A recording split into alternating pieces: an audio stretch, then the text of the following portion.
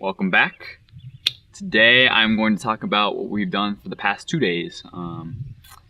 We did a lot. They were supposed to be kind of break days, but they ended up being more work days than anything.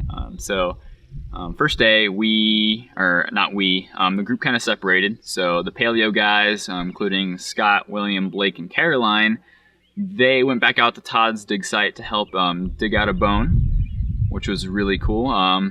I'll get more information on that when they get back and they explain all that to me.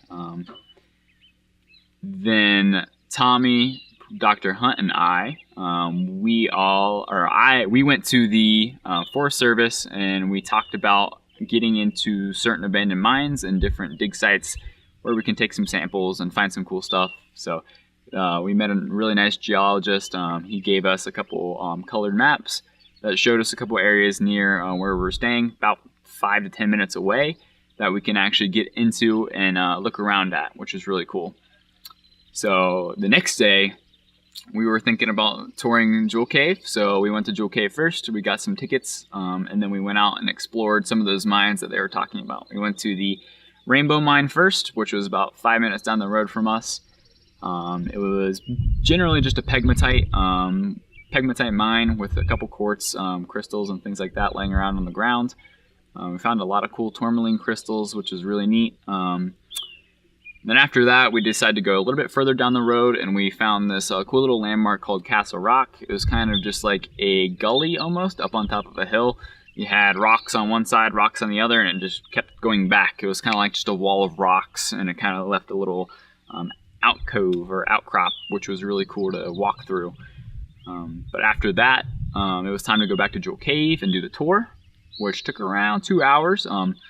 Jewel Cave is a national monument, and it is thought to be one of the biggest caves right before Mammoth Cave.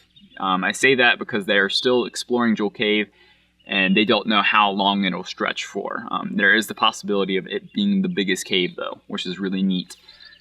But the cave itself was a rather dry cave, a lot more different than the ones that we have back in Ohio, because those are mainly wet and they have water running through them, leading up to giant stalactites and mites making columns. This one was there were still stalactites and stalagmites, but they're a little smaller. It had a lot more different things like cave spar and things like that. But the cave itself was really cool. We took a tour of that, and after that, we actually did some caving of our own. Like I mentioned in the previous vlog, we found a cave. So after getting supplies and things like that, we went ahead and hiked back that way, put on some Tyvek and a couple masks and goggles, and we actually explored the rest of the cave, or what we could access, because after being in there for about 7 minutes, it started to get to the point where Caroline, one of our smallest members, was having a hard time fitting into some spaces. So we thought that was a good stopping point, because it would have gotten extremely claustrophobic after that. Still though, it was a great little cave, and we actually took some footage of it, and we talked a little bit about what was going on inside of it. So definitely check that out if you've got the chance. It was really cool.